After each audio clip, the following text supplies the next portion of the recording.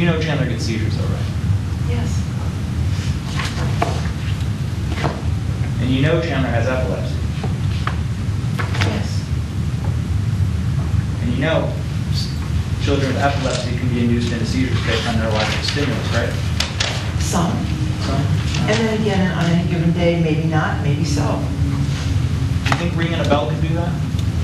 Well, it was something that I thought might happen, and I just verbalized what I realized could happen. But you kept doing it, didn't you? It sounded like it, but I wasn't right next to him. I wasn't ringing it in his ear.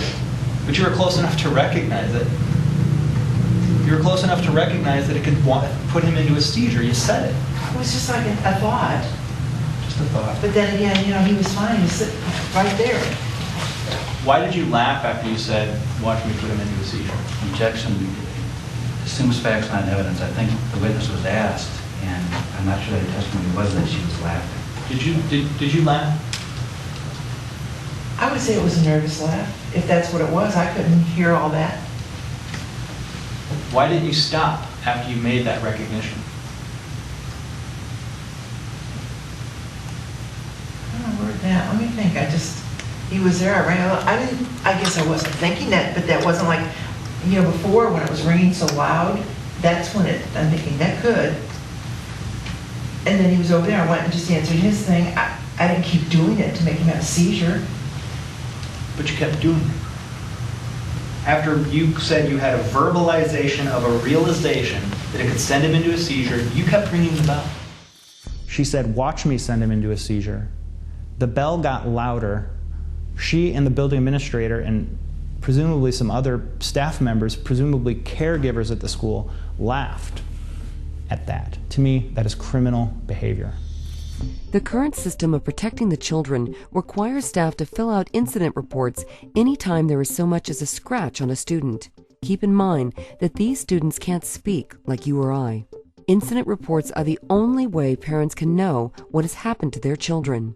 But who checks on the staff? And what happens when there is a breakdown in the system?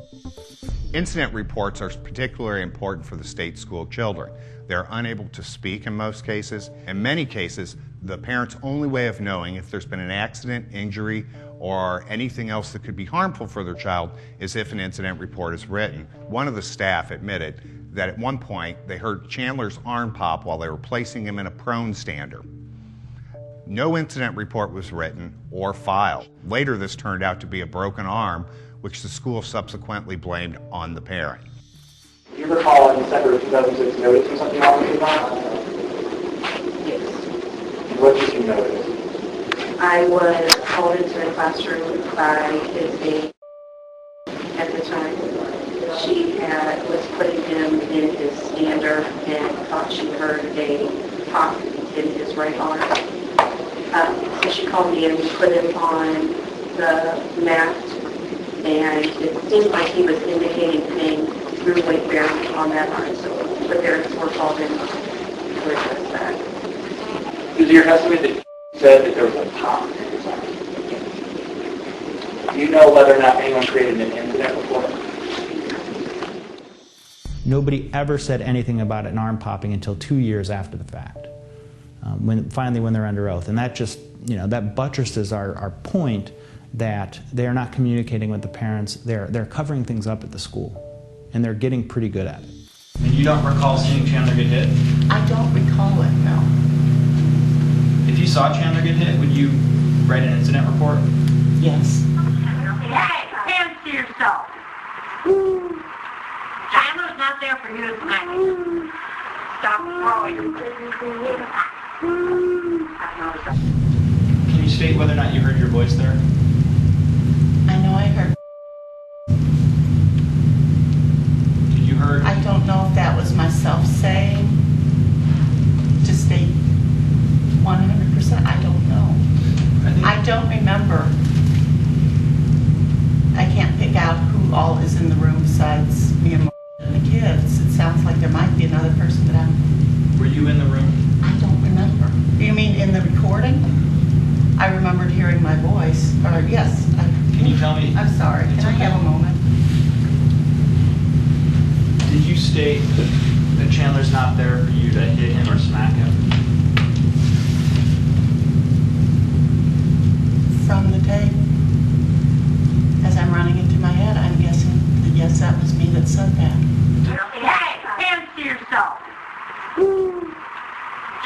not there for you to smack.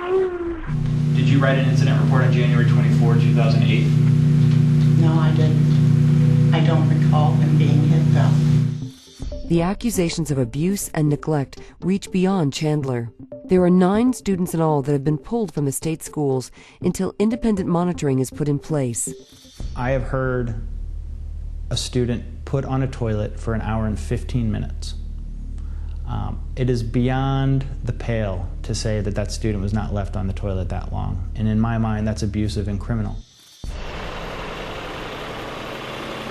They put him on the toilet for an hour. No, it's about an hour and 15 minutes, really. And leave him there. It's not in his IEP to put him on the toilet. Was never put in there. I mean, it just doesn't make sense. There have been other allegations about children being hit and slapped. I believe that that is criminal behavior if proven. When allegations of abuse or neglect did occur, the parents had no recourse other than to turn to the Division of Family Services, who sent out an investigator. Unfortunately, our children can't speak, nor can they tell what's happened to them. So unless a staff person confesses to an incident, they're marked as inconclusive and there is no resolution. Basically, what we were told by the DFS caseworker and the detective is they can't speak, therefore they can't say what happened, therefore we really are going to have the hardest chance in the world, basically. It's going to be a cold day in hell before they get proven that they abused them, because they can't speak, and if no one admits it, it never happened.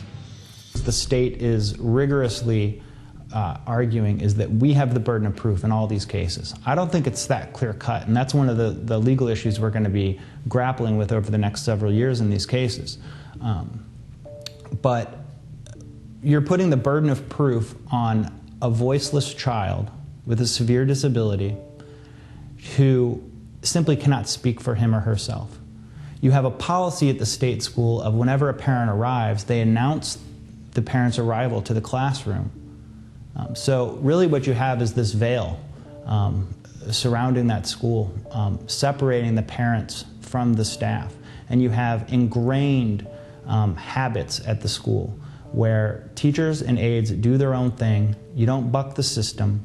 They've marginalized the building administrator. The building administrator has insufficient contacts with the state school supervisory component. And basically what you have is neglected children who are completely unable to speak for themselves, and now suddenly have this burden of proving an education that is, in our position, falsified. Ultimately, it is the responsibility of the superintendent of the Missouri State Schools for the severely disabled to oversee the staff at the Mappaville State School and to protect the health and welfare of the severely disabled students.